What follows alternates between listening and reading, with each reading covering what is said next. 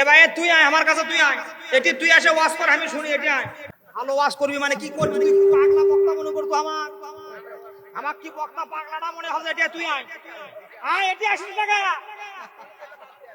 পাগলা। আপনি কথা বলা এটা ঠিক হয়নি, আপনি কথা বলা উচিত হয়নি। কথা তো ভালো কথাই বলেছে। একটা কথা বলবেন না, হয় শোনেন না আলোচনা যান। ভুল ধরেন আমার যে কোনটা ভুল হইলো, আশ্চর্য হয়ে গেলাম। কি করেন আপনি?